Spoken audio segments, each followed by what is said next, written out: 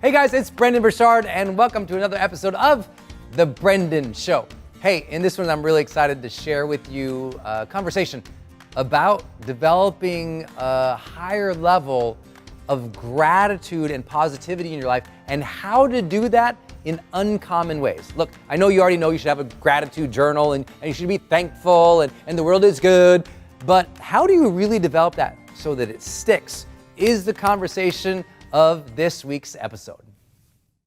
So I've got 6 strategies and we're going to jump into these and I really want you to write these down. So make sure you have a journal and you just write it across the top of it. 6 uncommon strategies for developing greater gratitude, right? 6 uncommon strategies for developing greater gratitude. Hopefully some of these are common sense, but I'm going to ask you to do something today, and that is to rate yourself on how well you've been doing at these things. And when I ask you to rate yourself, I'm going to ask you to rate yourself on a scale of 1 to 10. 1, you suck at these things. You're terrible. And you know it. 10, you're so good at this, other people see you as a role model. They're like, wow, this person's really figured out this part of their life. And so that's how I want you to rate yourself on each of these. We're going to jump into the very first uncommon strategy for developing greater gratitude right now. And here it is. Notice your complaints.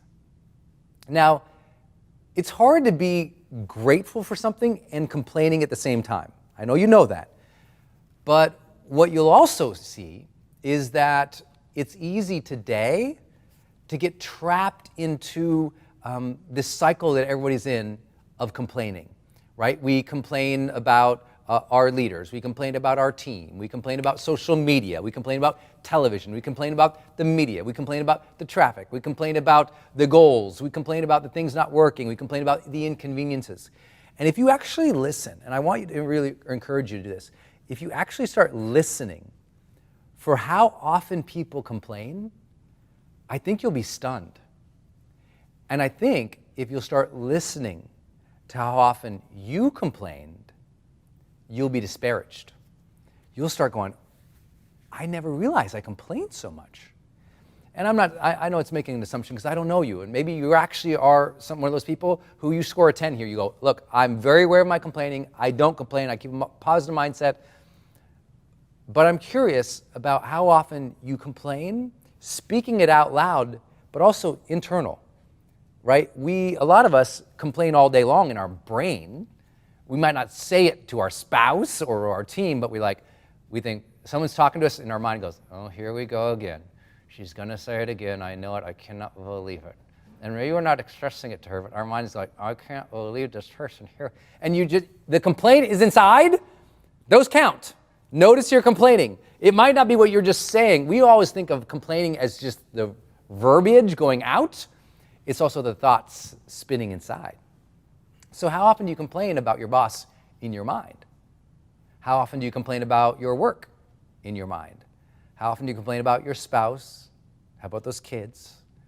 How about the inconveniences that you have to face every day? How many times have you actually complained incessantly about politics in the last 12 months? My guess is it's been a lot because most of society is there. And I'm one of those people, probably like you, who really loves human behavior. And so I'm one of those guys who I just love to sit and watch people at the airport or love to sit and watch people at cafes. And it is amazing how many people look and they're talking like this.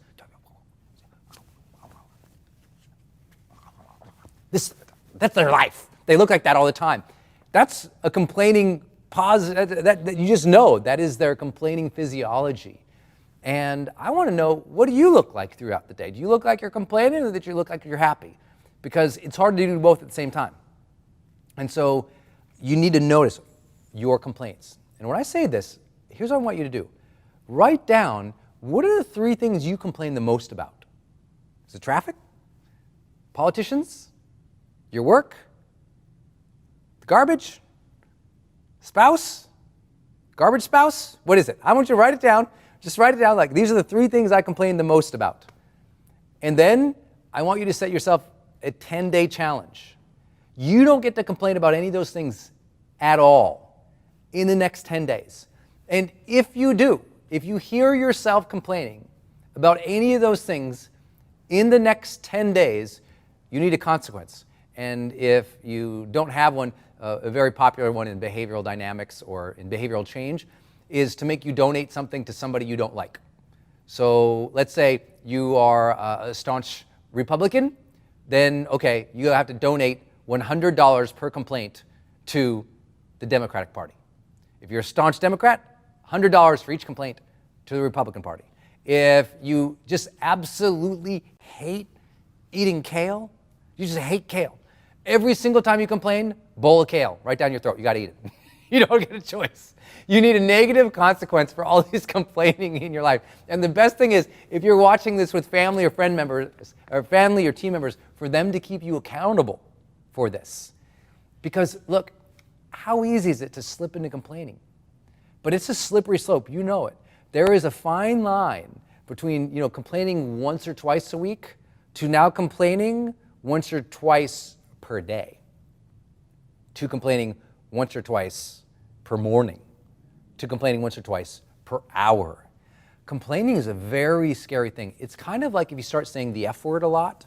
Have you ever noticed, like if you're around someone and they say the F word, they swear a lot, and now you do it so like casually? Well, complaining is like that. Number 2, I like this one. Oh, it's so hard. Ready? Don't gossip.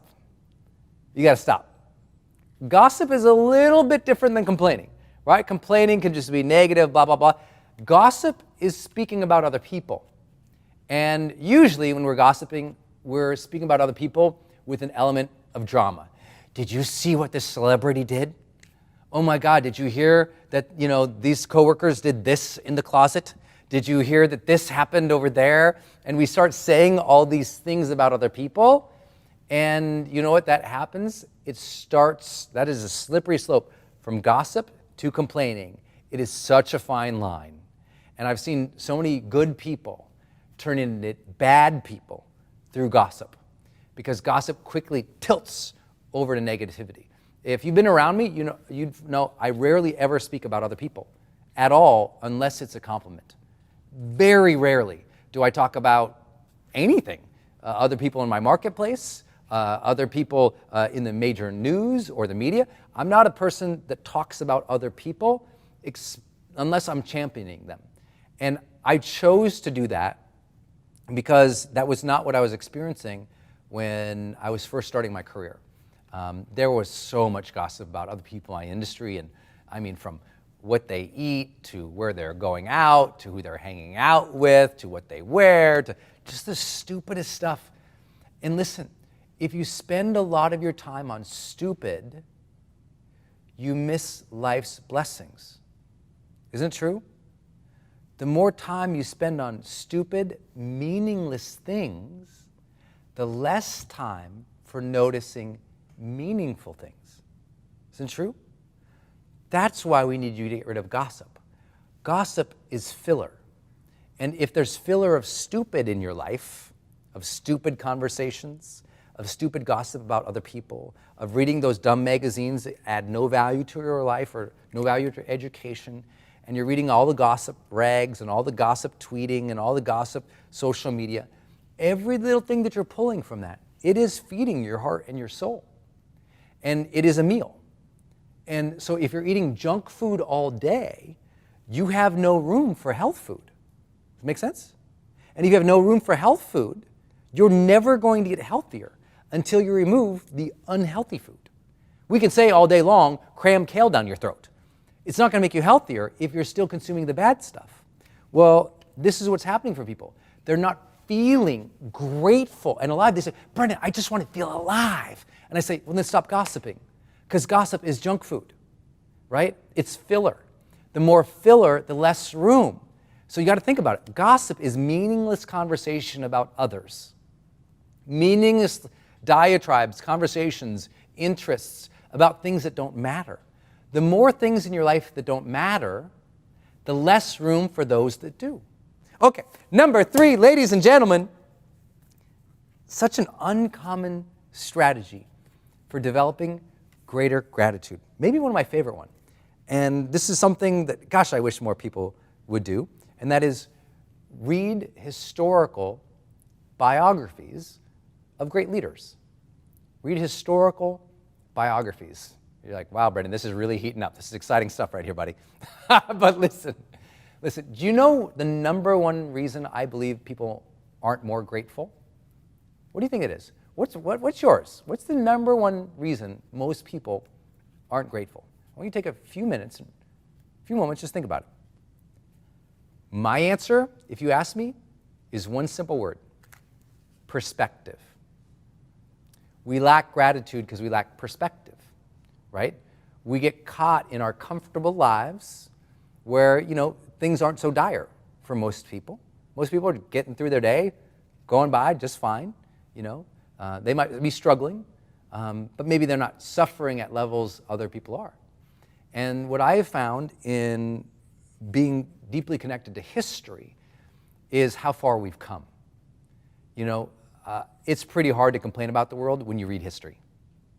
Specifically, I like to read historical biographies of people because it shows you how far they came, how difficult of circumstances they were challenged with, and they kept rising up over and over and over again. It shows you their perspective of what they appreciated, what they fought and battled against, and it makes you realize that, the traffic that you're facing in your nice, relatively new SUV as you're taking the kids to a nice school ain't such a big deal.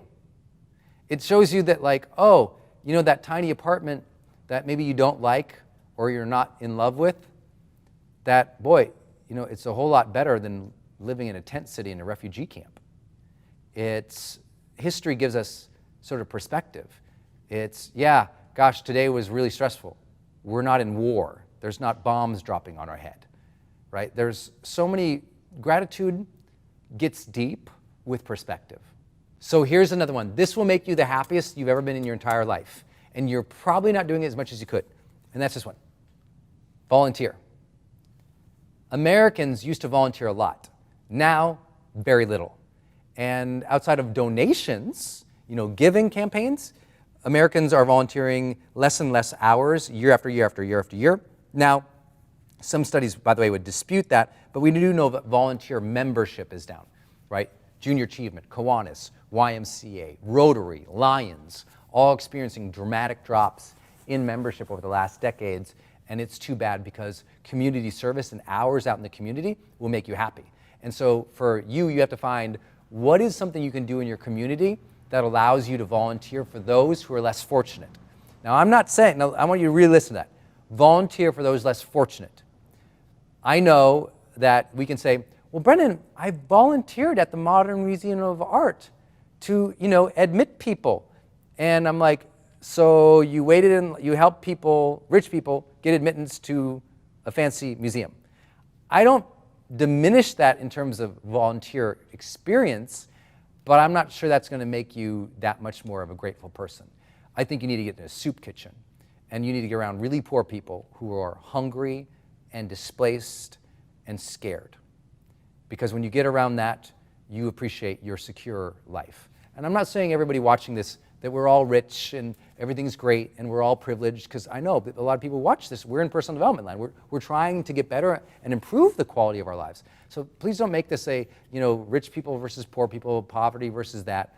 I'm just saying that for whatever level you're at, I guarantee there's a level there of those who are less fortunate than you are. Get in their vicinity every single month in some time of volunteer activity, and you'll find yourself, you won't complain as much, because sometimes we just got to see things to really feel them. And I think that the happiest people that I've met my entire life were volunteers. Next up, this was a good one. I like this one. Someone told me these two things, and it made a big difference. It was one of my first bosses, if I remember right. They said, how many of your discussions do you address luck and beauty? And this was their two things they gave me, and I really liked it. Luck and beauty. So how often do you say, I'm so lucky. Honey, we're so lucky. We're so blessed. Look at it. How did that turn out? That was so lucky. To acknowledge the coincidences of life that are blessings Because there were things that came into your life that you didn't draw, you didn't attract. Nice, positive, wonderful things that are there for you. And people go, some people say there's no luck, there's no coincidence. I'm not, that's cool, but you can still talk about it that way. You can still acknowledge luck.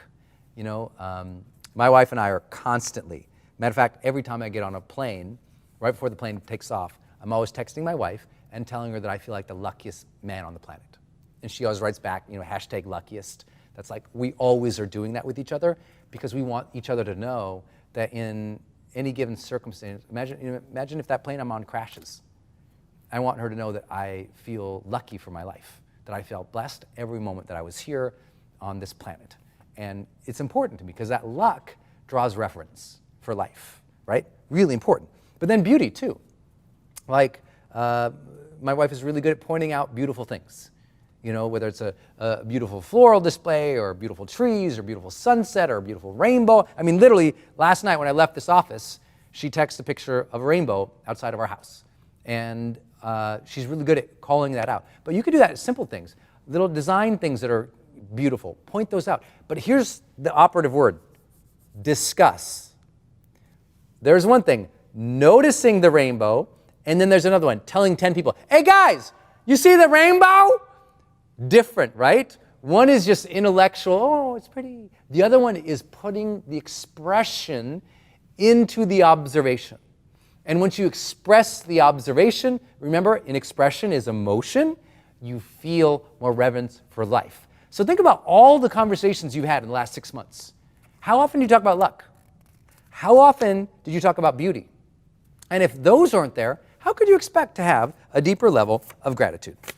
This is my last advanced strategy. And it's something that, ironically, I thought most people still did, and then I found out that most people don't.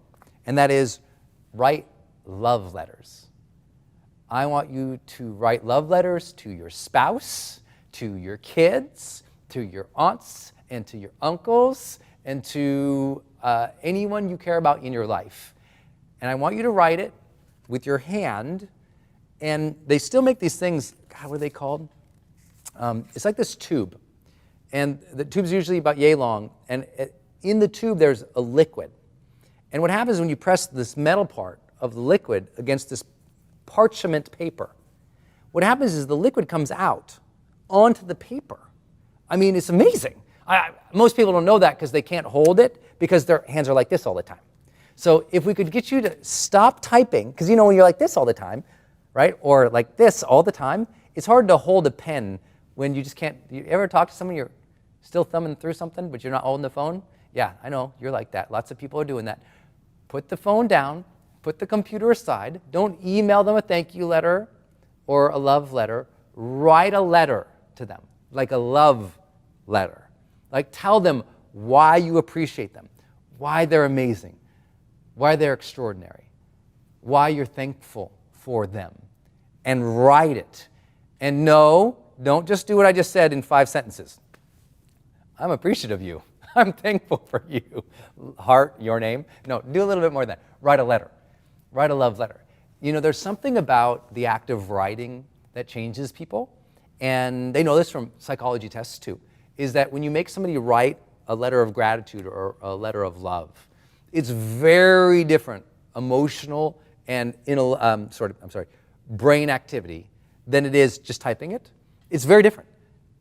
When you're writing it, you're feeling it, right? And it's your art, it's your words, and on a piece of paper, it changes the game. So I want to challenge you to think about that. When's the last time you wrote a love letter to, if you have parents and they're still alive and you love them, write them a letter. If you have somebody who has really served you and taken care of you or role modeled something for you in life, write them a letter. If you've got that spouse and you haven't dropped her or him that note for a long time, stop waiting to write half a card on Valentine's and write them a real letter and do it more consistently. You will feel it. It will make you happy. And what happens for a lot of people, the reason they're not gratitude is they lost the language of thankfulness. Because what do? They go, thank you, comma, and write their name. And that's their language of gratitude. So if you challenge yourself to write a 1, 2, 3, 4 page love letter to people, it's like a challenge. And as you do that more and more and more as a challenge, it grows that muscle of gratitude, and you get better at being grateful. I honor you for your continuing education, for your commitment to living the best life for you, your family, your career, that sense that inside, you know you're very lucky to be here, that this moment is blessed, that we should all be grateful for every breath that we take in, and that we should all be grateful for our family, our friends, and our opportunities to serve in the world. Go out there every single day and serve gratefully. Thanks, everybody. High performance training, action mindset. This is important. How do you develop the action mindset, but actually also, here, I should just add this in here. How do you actually get the action mindset and then make it a discipline? Discipline. Here it is. First thing you got to adopt, well, there it goes, is let's try this, your 30-minute daily block. People tell me all the time, Brendon, I got this dream or this goal. I'm like, great. What 30-minute period of day are you going to work on it today? What do you mean? Well, you said you have a big goal, right? Yeah. Big idea, right? Yeah. Okay. Show me when's the 30-minute block that thing gets today. It's a new idea, you say, right? Yeah. Okay. Where is it? Is it 1:30 to 2? Is it 4 to 4:30? Is he going to check it at 5 right after work till 5:30, then get on the commute a little later? Like, when? New ideas must have new blocks of time. Write it down. New ideas must have new blocks of time. If you got a new idea, someday, big dream, and it doesn't land in the calendar, at least, listen, daily, 30-minute daily block of time, of course you're not going to get momentum. It's got to be, look, if you won't give it something 30 minutes a day, it don't matter to you. Just be honest. Like, any good parent will tell you this. Like, if you don't spend 30 minutes with your kids a day, I mean, good luck in having that connection. Good luck in forging that future. Good luck in helping that person feel loved and supported. I mean, if something is important to you, you give it time. Is it true? So if this idea is important to you, immediately mindset, this is what I immediately do, 30 minutes. And if it's a completely new idea, it's got to get at least 30 minutes if I want it to actually come true. And it's important from the time I set the idea, the next day it gets 30 minutes. Big new idea, must do it.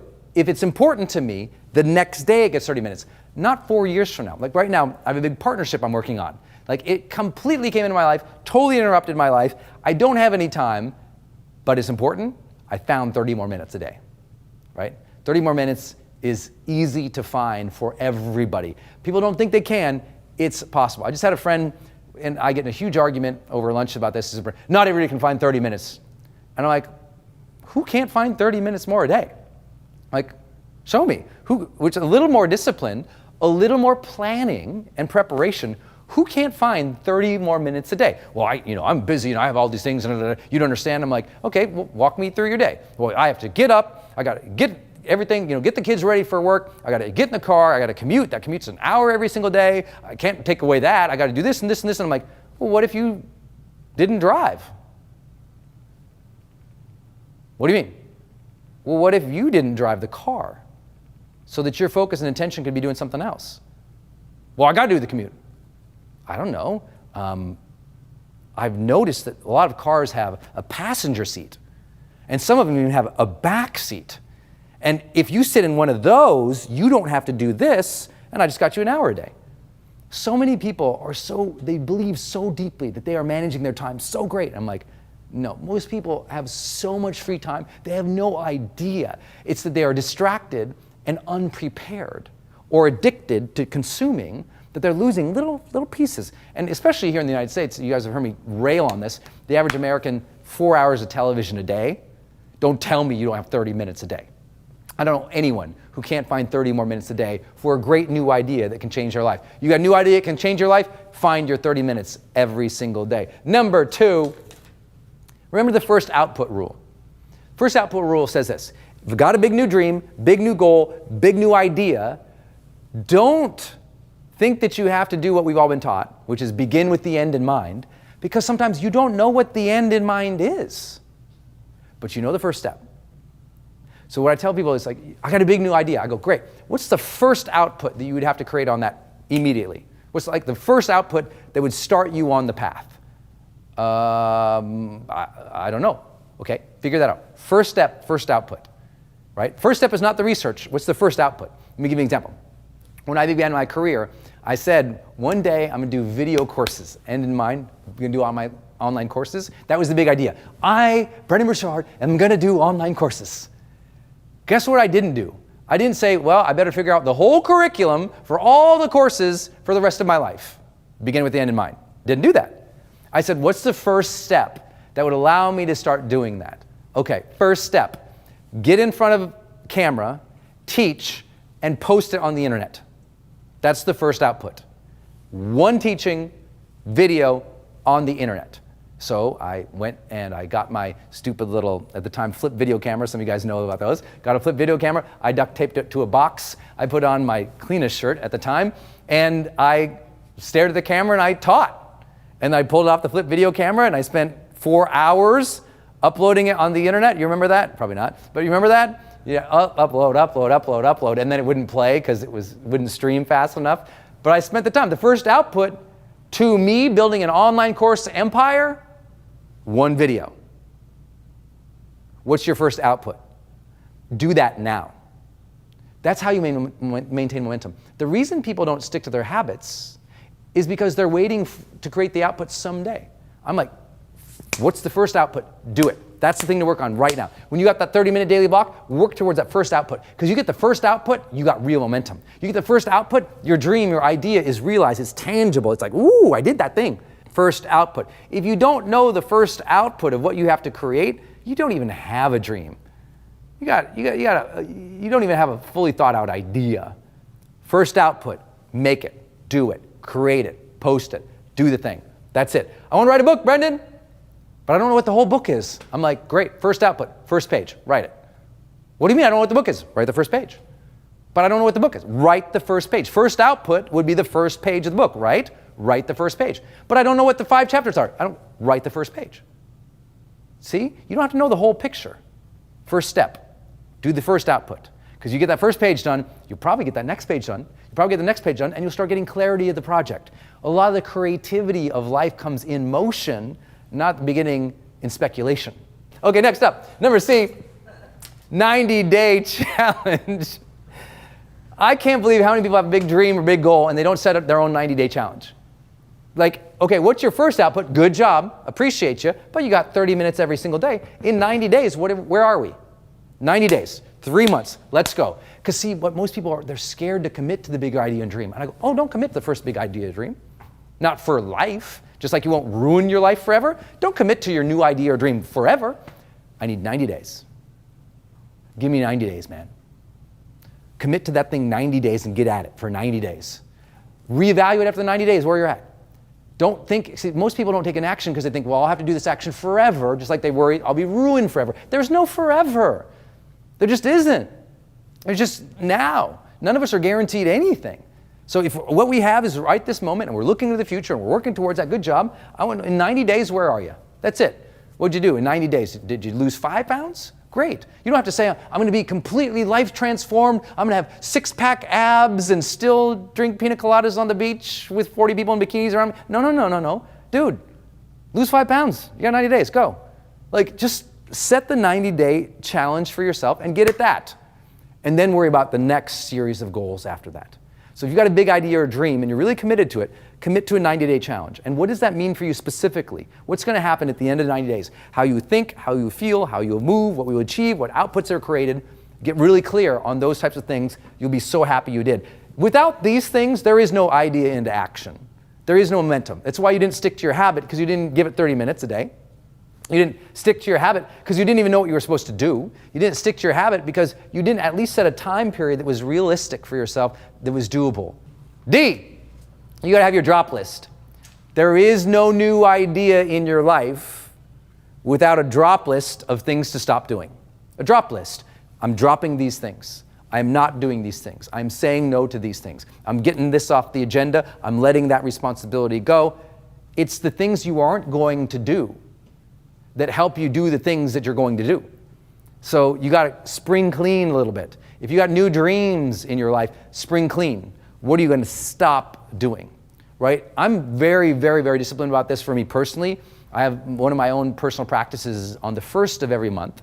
I make my drop list every month, not once a year, every month. I go, okay, this month, what do I need to drop? Because inevitably, I'm moving so fast, I pick up new things I'm doing all the time, right? Some new idea, new dream, new thought, because I'm trying to innovate, I'm trying to be up front, I'm trying to lead, I'm trying to change things, and then what ends up happening is, throughout the month, other people also do what? Other people give you responsibilities, give you ideas, give you programs. They're adding on to your plate. All month long, you're collecting a bigger and bigger plate, right? Some month I go, okay, well this month, I'm gonna do these 5 new things. And the end of that month, I realize, you know what, I'm not gonna be able to maintain 5. I'm gonna drop 2 of them. I'll stick with 3, but I can't do all 5. That's a drop list. Without a drop list, I have no idea how you can keep adding new things. Make sense? Some of the biggest breakthroughs in our life is when we just stop doing the things that we know aren't right for us. Next up, big important one, the Friday friend status call. Everything that we know from goal setting comes back to sociology. If you don't have someone you're doing something with actively, if you don't have an accountability partner, you don't have a coach, you don't have a friend you go to lunch with or someone you talk it through, then the odds of that happening for you are so low. Because you know what? We're social beings. We need processing time with other people. And the more processing time we have, usually the more progress we get. Right? It's why therapy is so powerful in unlocking people, or coaching so powerful in unlocking people. It's like, oh, I'm processing, oh, I'm getting distinction, I'm getting more progress.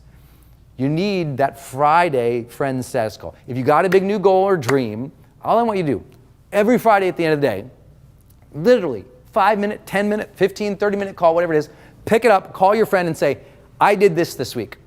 Struggled with this worked, that went well. Now you go, how did you do? And just, you got one person in your life every week you're talking about momentum with. I don't care if it's your mom.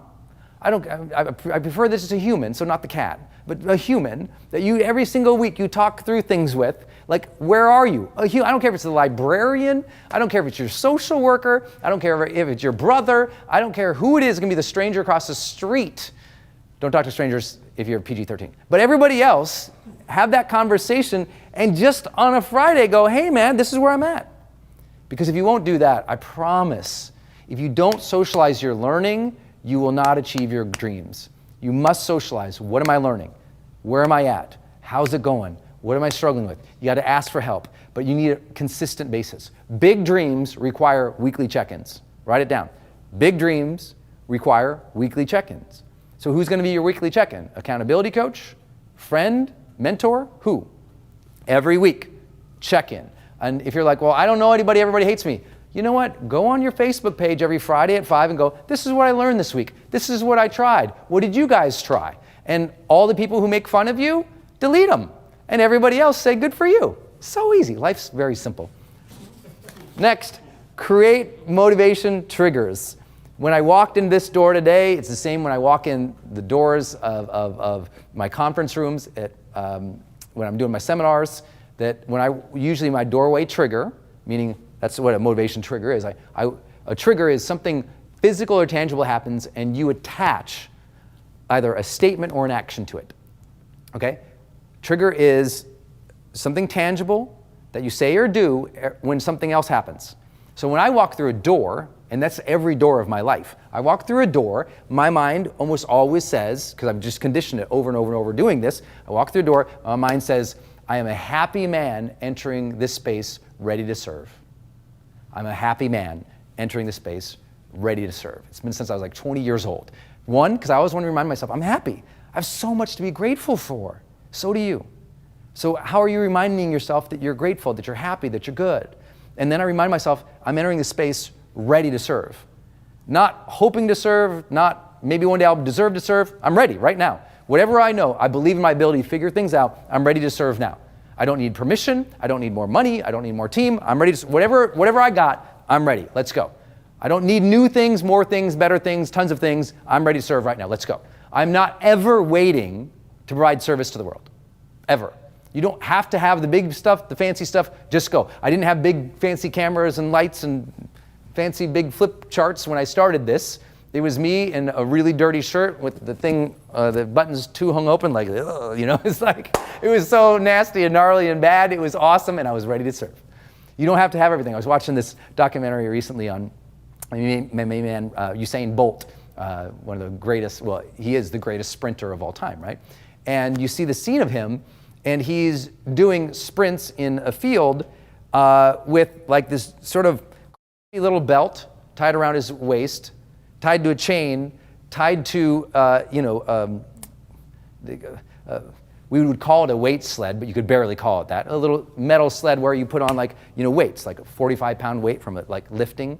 And it's like, so he would sprint with this little things. When you go to the NFL, or I work with my, my major teams, they usually got the fancy sleds, these longer sleds that glide when you take off, that release proportionate amount of tension along with the weight as you speed up, like very fancy contraptions now. This dude, the best ever, is down in Jamaica in a hot field with this huge belt on, with like one coach, not 12 coaches, one coach standing there next to him. He ties this thing, and when he takes off, this thing is bouncing along behind him. It's like, and he's the world's best, because he's not waiting to have everything to train, he's training. I'm not waiting to have everything to serve, I'm serving. So many of my people, well, one day when I have a following, I'll post some stuff. I'm like, start posting stuff. Now, one day when I'm ready, I'll put myself, no, there is no one day to be ready. You're ready now, go. It is a mindset you must have. You're ready to go. So that's one of my triggers. Walk through a door, I'm entering the space as a happy man, ready to serve, let's go. And that's just one trigger. I have all sorts of other triggers. I have different doorway triggers. When I walk in my house, I say something a little different to myself than when I walk in my office. But other triggers I have. When a door closes in a car, every time a door closes in a car, I say something else to myself. When I walk into my office, I take a first action that triggers momentum for me. Like, you need to have first actions or space triggers that help you stay your best. They're ultimately all geared towards one thing. How can you remind yourself to be at your best? And how do you use physical objects, time periods, situations to get yourself there? That's the question. That's your job. These are motivation triggers, because if you're not triggering yourself, the world's doing it for you. And if the world's doing it, you know what the world's going to trigger you towards? Angst, outrage, distraction, consumption. It's not going to trigger you towards you being your best self. So if you didn't maintain your habits this year, go on my YouTube channel and type in the word, type in the power of habits, and you'll see a video that will teach you how to set some more of those examples, right? If you look in a mirror, you should have a mirror trigger. See your reflection of yourself, say something to yourself. I know that sounds like just like positive thinking kind of stuff, and you know what it is. Because what's the alternative? Stupid thinking, negative thinking, scarcity thinking? You need to have a little bit more triggers set up to make you work. And sometimes, if it's not just you, get somebody else to do it. Get a coach to do it, a mentor to do it, a friend to do it. But you need to be triggered to be your best.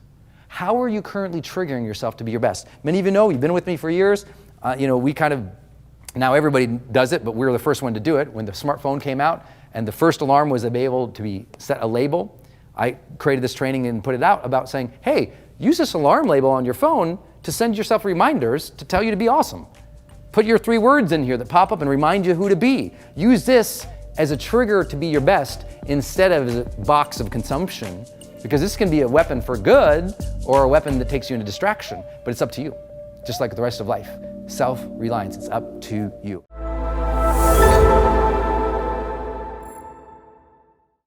All right, let's rock and roll. 5 steps to having more confidence in your life. Number 1, decide you need no reason whatsoever to be more confident. Just make the decision to be confident. You don't need a reason. You don't need 50 people to tell you you're amazing or you're beautiful or we love you. You just have to say, you know what, today I'm gonna lift my head up a little bit. Today I'm gonna give myself a little bit of credit. Today I'm just gonna be confident. I'm gonna walk into this room, I'm gonna stand tall as if I were an incredibly confident person for no other reason than that's my intention right now. That's it. That's the power of intention.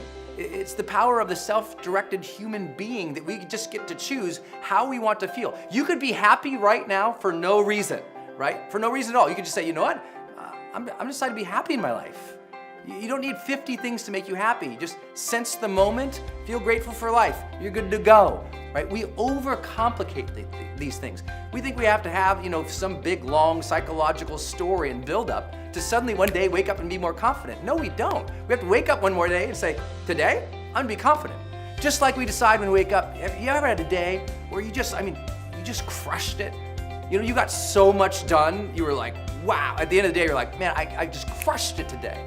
That happened because when you woke up in the morning, you said, I'm gonna get some stuff done today. You had the intention to be a productive human being that day. So why not set the intention to be a confident human being that day? Why not set the intention to be a loving person, or an ambitious person, or a fun person, or a flirty person, or a sexy person, or whatever kind of person that you want to be? Just decide. You don't need a bunch of stuff. People really get this one wrong. And what happens is, if you don't have the intention in the moment to say, I'm gonna be confident, I'm just gonna allow that to come up, I'm gonna feel that sense and feeling what confidence is for me and express that genuinely and real for myself, in the vacuum of intention arises impulse. And often from that impulse, through our brainstem, up comes worry, concern, fear, the paying attention to what is wrong so that we can fix it or flee or escape. Right? So we have to have the intention of who we are and what we're going to be. It begins with you simply deciding to be a confident person. Changed my life when I did that. I realized, and this was way back in college for me, I just thought, I want to be a confident person. How's that going to happen? Do I have to wait till I'm 50 after I've achieved everything? I've made some money, or maybe people like me somewhere? Come on, get over it. We should get over our stuff and one day just realize real confidence is simply having the ability to genuinely express who we truly are and to pursue things that we truly desire. That's confidence. Confidence doesn't have to mean you're leaping over tall buildings. Confidence means you're being who you are, authentically, for no other reason. No one gave you permission. You just decided to be who you are. You decided to chase your dreams. That's confidence. Right? Believing in yourself and believing in where you're going, that's confidence. It doesn't take a whole lot of magic. That's confidence. From that decision to be confident just because we want to feel that sense of strength in our own bodies, that sense of energy and joy of expressing who we are and chasing what we want, everything rolls from there. The human develops in its psyche. We develop a real sense of competence or confidence coming from a sense of integrity for ourselves. Integrity is, I know who I am and I am being that consistently. I know what I want and I am chasing that consistently. Integrity, being aligned with who you are, your values, your beliefs, and your dreams, having integrity, that gives us confidence in self. Right? That our self can stand on its own and be itself and do what it desires. That gives us a sense of confidence. So how have you been doing that department? Have you been really demonstrating who you are to the world? Have you allowed yourself to do that? Because if you do that over a period of time, the self, and I would argue the soul, senses a coherence. There's a cohesive sense of identity that comes from being consistent to the best of who we are. Confidence comes from that. And that too is will, it is decision, it is a desire to want to be a person of integrity and confidence, and that's where it stems from. I think if you decide to be confident, you have integrity in who you are being and what it is you're seeking in life and your values. I think the third one from there, it really comes down to competency. I mentioned that word earlier, competency, which means, psychologists often call it the confidence-competence loop. As you become more competent in something, you learn how to do it, you're more confident in doing it. As you learned how to ride a bike and you rode the bike more and more and more, you became more skilled at it, you developed more confidence in your ability to ride the bike. Any area of your life you're gonna go into for the first time, be okay with being uncertain. Be okay with being uncomfortable. Be okay with not knowing how it's going to turn out because it's your first time. But stumble into it anyway, because as you stumble into it, you develop skill, you develop comfort with it. And then suddenly one day you wake up and say, I'm pretty confident doing this. nothing changed in who you are. What changed is your level of competency, knowledge, skill, and ability. That's what competency is, knowledge, skill, ability, and talent. And so when we finally realize, oh wow, I just need to learn a little bit more here, I'll be more confident. I just need to apply this a little bit more here, I'll be more confident. As you develop skills and abilities in your life, in your unique areas, you become more confident. To do that, it requires the fourth thing. And that fourth thing is momentum. You know, momentum is key to confidence. When we stop having any momentum in our life, we often feel lost or confused or down, you know. We start losing that connection with our strength and our self. And so we have to take more action to develop more confidence. That means we have to say, what is it I truly want, and start moving towards it on a consistent basis before we know the whole plan often. You know, a lot of people think that your decision is your destiny. And sometimes I'm like, I don't know about that. A lot of people decide to lose weight. A lot of people decide to be a loving spouse. A lot of people decide to do something good, but they don't. It's disciplined action that is your destiny, right? And often, some of the best decisions in your life come after you have momentum at something, and then you've gained some more perspective, right? But a lot of us are waiting for the perfect plan, the perfect time, the perfect person, the perfect thing to pursue our goals or our dreams. And it's that waiting that often dampens our confidence, because we're at the external, we're sort of at the whim of the world a little bit. Maybe we get lucky, maybe that person comes in, maybe the funding comes through, whatever it is. We have to instead say, what can I do to begin this? What can I do now to begin? Because even if you begin and you're not sure, you don't have to know the whole path, right? Sometimes the whole stairway is not illumined until you take that first step, as we learned from Martin Luther King, right? It's like, what is that first? Sometimes it's that first step, and then the staircase emerges. Then we can see. And so for yourself, as soon as you take that first step, that says in your mind, hey, you know what? I took a step. Good for me. And then you start making better and better decisions because you're able to see more. Often you don't know where you're going in life until you start jogging towards something. Right? Still just run in place, run somewhere. But as soon as you run, things open up to you. Say, oh, look at this. Look at this, look at this. People often say, I wish I had more vision for my life, Brendon. I say, it's hard to have vision for your life if you've never seen anything. Get outside of the house, turn off the TV, turn off the computer, go see the world a little bit. You'll gain a little bit more vision. And with more vision and momentum towards the things you want, you will have more confidence. So he begins with deciding, really, you need nothing to be more confident. But if you need something, go with integrity. Be more of who you truly are. Chase what you truly desire. Be smart enough to know that you have to develop more competency at the things that you're interested in. More competency, more confidence. You have to realize, oh my gosh, there is no reason in the world that you cannot yourself, with very simple moves, gain more momentum. More momentum, more progress, more confidence. And finally, the fifth thing of confidence, community. You know, we all need people around us who are supportive and positive and buoyant and who appreciate our sense of aliveness and joy and happiness in life. And if we don't have that, you can't sit there and be a victim. Oh, I just have a bad set of parents and I got a bad set of friends and I guess I'm destined to be around a bunch of nuts. No, go find a new peer group. Go to a seminar. Go to the church. Go to a volunteer meeting. Go get around people who are positive and who are amazing. You know, a lot of people tell you, hey, you know what? Just get rid of all those negative people.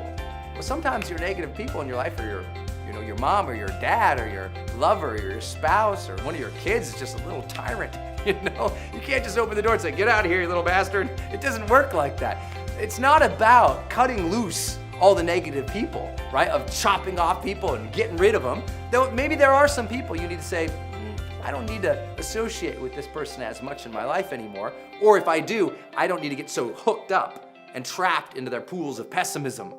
What you have to do is say instead, okay, if I don't have the supportive peer group, let me go create that.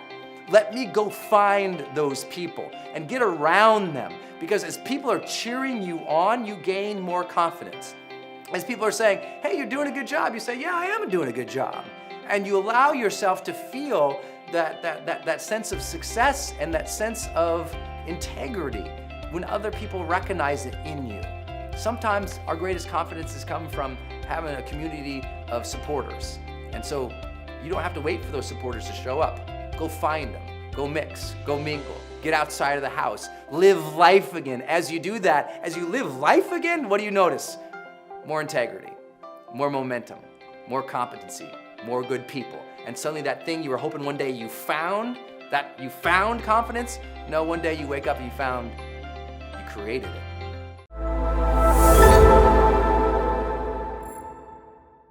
I'm really excited to talk about this month's topic, which is how do you create remarkable and long-lasting friendships? And I'm talking about the kind of friendships that you love, the friendships that bring you alive, that bring you that connection, that help life feel more even meaningful, that help you progress and feel supported, help you be seen, help you feel a true connection with not just others, but with humanity, because the people around you are awesome. And when the people around you are awesome, you know you feel better about life. But we also went through this crazy last 18 months where so many people were isolated, where we had so much turmoil, so much conflict, so much in just uncertainty and fear in the world, where I really believe friendships really elevated, and you could see whether or not you had great friends throughout this pandemic or you didn't. You were able to see whether or not you got the support that you needed, whether or not you were able to maintain your sense of vibrancy in some of those times of aloneness, whether or not you had people who cheered you on when you decided to make a transition, start something new, or the kids left the house, or you got sick, or something was going on that was difficult in your life. We look to our friends. And I think that this is a very undervalued conversation in mental health. So much about the mental health conversation is appropriately about self-awareness, it's about mindfulness, it's about taking care of our stressors, and a lot of it is that solo work that we all have to do for self-mastery. But I can tell you that the great universities of the world, the psychology department is right near the sociology department because they go together. Like, we are social beings. And when you lose that social connection with the world, which usually starts through lack of disciplined habits with your friends, then suddenly life loses its color.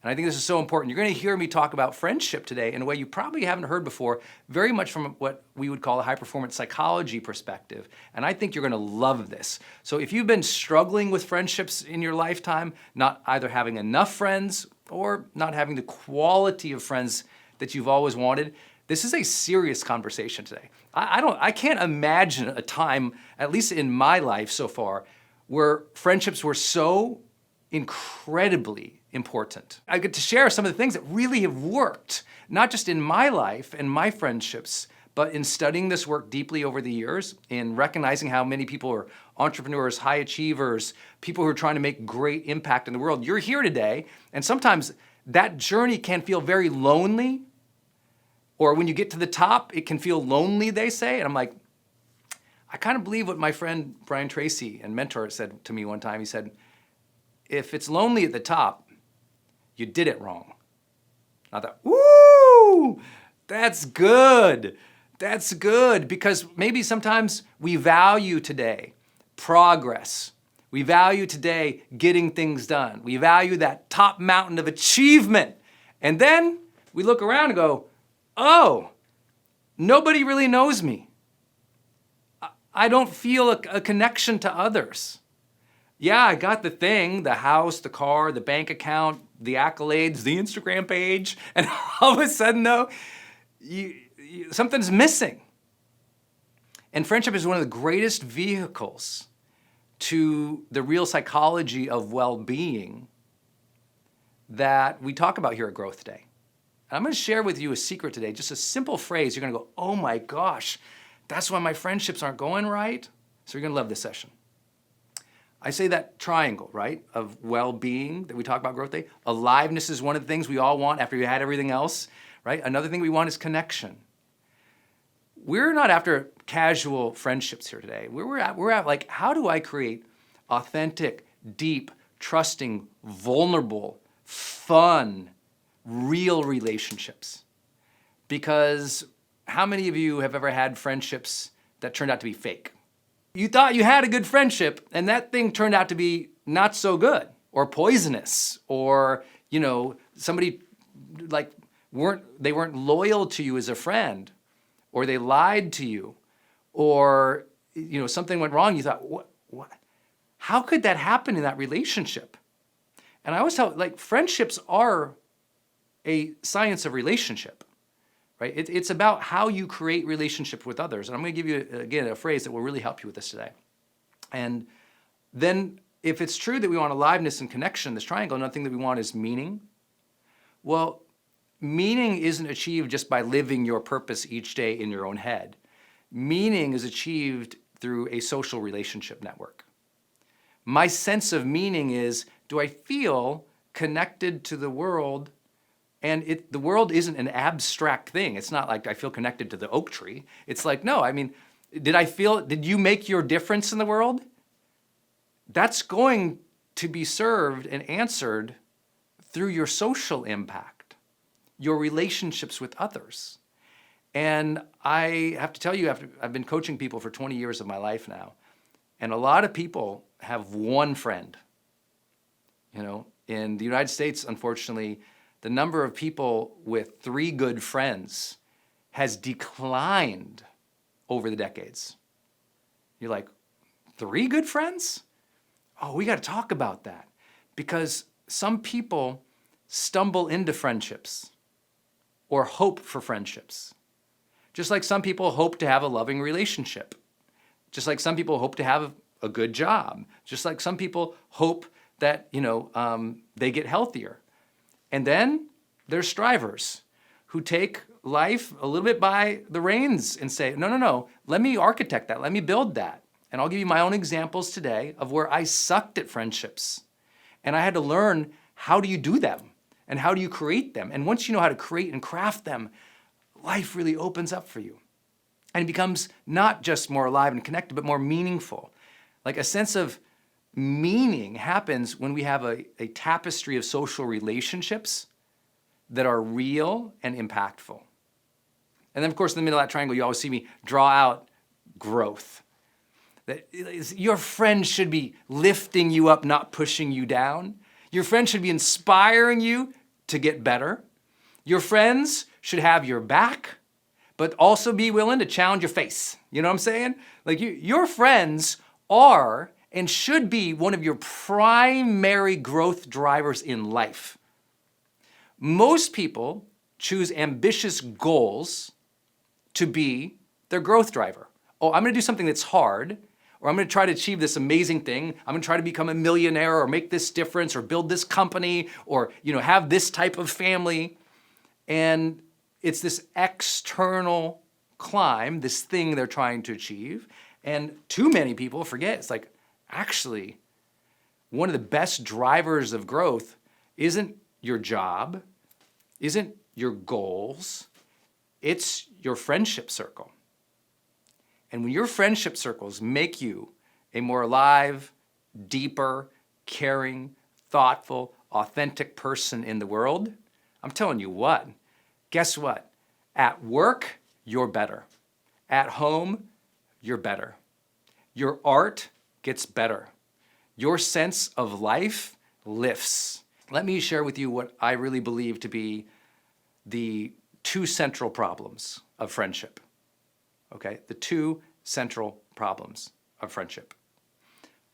The first one is a failure of each of our own. Like, I'm just taking this on myself as well.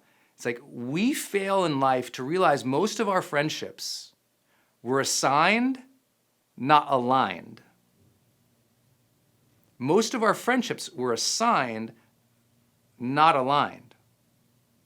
What I mean by that is many of our friendships happen because group assignment, right? Think about it. Some of your best friends, where'd you meet them? School, your neighborhood, some other affiliation, maybe at work. maybe in a group that you joined. So it was like, oh, we showed up somewhere or we were assigned somewhere and there was that girl who sat next to me in class. We became friends. Or, oh, I worked with this person at work and we were coworkers. We became friends. And these are kind of like assigned friends. And I know that sounds really weird to say, so bear with me a little bit. I don't mean that the manager was like, you're gonna be friends here. What I mean is, because of your group, your affiliation, or where you were, you kind of met people there, and by default, by you being a good person or communicating or doing stuff with them, you kind of became friends. Versus, that's like an assigned friend. It's like, oh, because we were here, we became friends. Versus an aligned friend, which is, oh, I'm an adult now. What are the types of friends that I want to create that align with my passion, my dreams, my lifestyle, my values, my beliefs, the things that I want of life, and let me go get them, not let them fall into my lap. Which brings up the second designation. And this is hard to say to people, and if you're in a place where you feel lonely in your life or you feel like you don't have great friendships, I promise this will be so helpful for you today to even know how your own brain thinks. And many of us, and I was this way probably all the way throughout high school even, I never, and this is the second problem of friendships, I never made the deliberate choice to have remarkable friendships. I kind of ended up with friends. Anyone know what I'm talking about? Who's like ended up with friends? If you kind of just like ended up with like this person, it was kind of, my friend, one of my buddies goes, I don't want no rando friends. And it was like random. Now, I love random. I love the universe. I love God. I love coincidence. Listen, I read the Celestine prophecy. People are glowing out there for me. I believe in that coincidence stuff. But I can also share with you, like, if you just allow randomness in your life all the time, you'll always feel a sense of mediocrity too. We have to stretch. We have to choose our life. And to choose our life, we have to be deliberate and go, what kind of life do I want? I would like you to learn to architect your ideal friendships. And can you get all of them, and will all your friendships be perfect? I'm not that guy. I'm not here to promise everything's gonna be sweet and perfect and peaches in life. I am here to suggest, though, that if you haven't deliberately chosen the types of friendships that you want, that's a problem, especially if you're an adult, right? And that's the thing is, we're not encouraged to do that. Think about how much time people were feeding your ears with the idea you had to be really thoughtful about the career you choose. How many of you ever had more people tell you more times about be so thoughtful about the school you choose, the career you choose, but no one ever said as much, be very thoughtful about the friends and the friendships that you build. And that's why we have a lot of high achieving people who are lonely their whole life. Well, think about your career. What are you going to be one day? Very rarely, what's the type of social network you're going to build around you? What's the type of friendships you're going to architect? What are you going to be proud of in terms of your friends in the future? What do you want your friends to achieve? What do you want your friends to experience in life? Not just what they give you, but what are you going to give out too? What kind of friendship do you want to create and experience? How do you want your friends to actually interact with one another? Have you ever thought about that? We spend so much time, if you're a parent and you have 2 kids, you're so worried about how they interact, right? I know people who've never even thought, how do I want my friends to interact? I mean, they might think, you know what, we shouldn't put them in a room at a party because they have this history, that background, but very few people are like, I'm gonna actually teach my friends how to be friends with one another. Now, I know some of you might be like, this guy sounds like a control freak. I'm like, I am, but I'm a happy one. You know what I'm saying? I think this is such an important area to architect. Most friends have never talked about how to be friends. They just go, you want to go to lunch? They go to lunch. They talk about the weather, the waiter, the food, What's going on? They leave, and there's no architecting. There's no, I think of like social systems are things that can be shaped. You all think like at work, right? How much we talk about at work, building a culture. More books and more people have spent time on this conversation of building culture at work and never the culture of a friendship. Isn't that weird? I don't know where along the line we lost the conversation and the desire to choose to build awesome friendships and a culture of friendship. Meaning not just friends. Most people think of, I want a friend, right? When you're in high school, you just want a friend, right? You're just like, at least I was like, can I get one? It's like you worry about having friendships when you grow up. And usually that means you think, and we're all trained this way, especially in Western cultures. We're taught to have a friend, and we think in a very individualistic mode. I and this person are in relationship, and then you have another friend. I and this person are in relationship. And maybe you go out and you try to get them together, and we have a party. But even at the party, it's individual nodes, me, that friend, and this friend. And I don't get trained as I'm getting older to think as a systems social architect. Oh, wow, look at all these nodes, if you will, these friends. If I like each of these people and I have a relationship with each of these people, why don't, in some way, I weave them together and create a tapestry of friendship where I'm actually connecting the dots and creating a culture of friendship? See, we don't think like that, do we? I was a very kind of solitary child. I was kind of in my own little world. I don't know about you all, but I was definitely, I would be like an introverted kind of child. I kind of kept to myself. I like to play with my toys kind of by myself. In elementary school, from what I can remember, I was kind of solo, Brendon. I didn't see social systems, right? I was in a class with kids and a teacher, and I had a relationship with the teacher, and I had a relationship with this person or that person or not, but I couldn't see the class. I couldn't say, like this group is kind of like this. Instead, it was just like, she likes me or she doesn't. Teachers like that. I didn't see the system. Today, I'd like you to try to see the system a little bit. See the system of the friendships you've built in your life. See the system at play at work. See the system of your culture or your nonprofit or your company. When you can start seeing a bigger picture and get out of your head a little bit, now something happens. There's connection, there's community. See, everyone says, I want community. I'm like, well, you can't be an individualistic person in the community forever. You have to elevate to seeing the system. If you'll never be a community member or an effective one or a helpful one if you can't get out of your head. Well, I'm saying that not as judgment to you, that was me. So there's no judgment here. If you don't have friends, I'm telling you my story too. I was a solo person. I was in my own head. I couldn't see the class. I couldn't see the system. And so I felt apart. And because I felt apart and I couldn't see what was happening and I didn't know how to engage, I was lonely. And then when I finally made a connection with a friend, that friend became my life. Later on, that perpetuated into, some of you guys know my story of my first breakup with my high school sweetheart. I was destroyed because that was my one person, right? That was my one node in the world. And then when that relationship fell apart, I fell apart and became depressed and suicidal. And so how we relate with one or multiple people can completely shape our mental health.